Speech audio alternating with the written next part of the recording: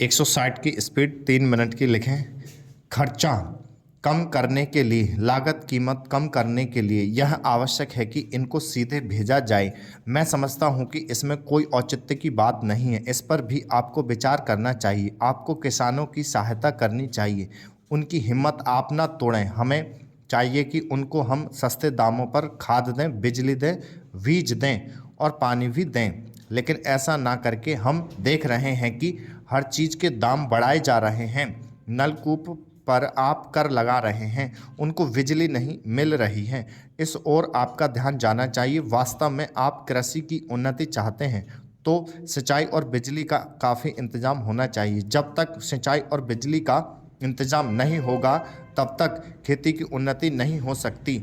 अब तक सिंचाई और बिजली एक मंत्री के हाथ में है, लेकिन कृषि दूसरे मंत्री के हाथ में है। ऐसा नहीं होना चाहिए। सिंचाई, बिजली और कृषि अगर किसी एक मंत्री के हाथ में हो तो खेती की उन्नति का काम सरलता से हो सकता है। मेरा निवेदन है कि इस ओर भी आपका ध्यान जाना चाहिए। समाजवादी समाज की रचना की बात बहुत कही जा रही है। गरीबी को दूर करके हम सबको बराबर लाना चाहते हैं, लेकिन देश में गरीबी आज भी बढ़ती जा रही है। मैं यह नहीं कहना चाहता हूं कि हमारे देश में सरकार ने कुछ नहीं किया है, अध्यक्ष महोदय, बहुत कुछ किया है, लेकिन महंगाई बढ़ती जाती है और इस कारण से जो देश की खेती की या किसानों की उन्नति हुई भी है वह महंगाई के कारण समाप्त हो गई है। तो ऐसी स्थिति में अगर हम किसान को अन्न की, उसके पैदावार की कीमत अधिक नहीं देंगे तो हमारे देश का कल्याण नहीं हो सकता है।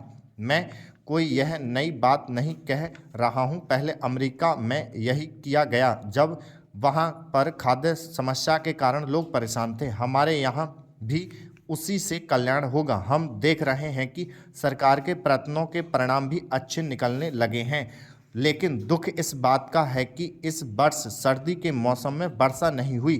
फलस्वरूप इस वर्ष जो पैदावार है वह उतनी नहीं है। इसका कारण वर्षा का ना होना है। कुछ लोग कहते हैं कि इस वर्ष भी जो पैदावार है पिछले वर्ष की पैदावार के बराबर हो जाएगी, लेकिन अगर वर्षा हो जाती है तो निश्चय ही हमारी स्थिति बहुत अच्छी हो जाती है।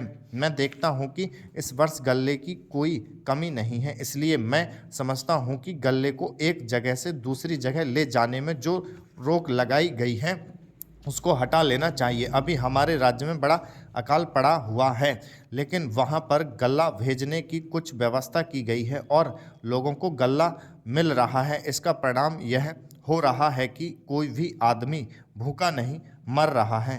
स्टॉप।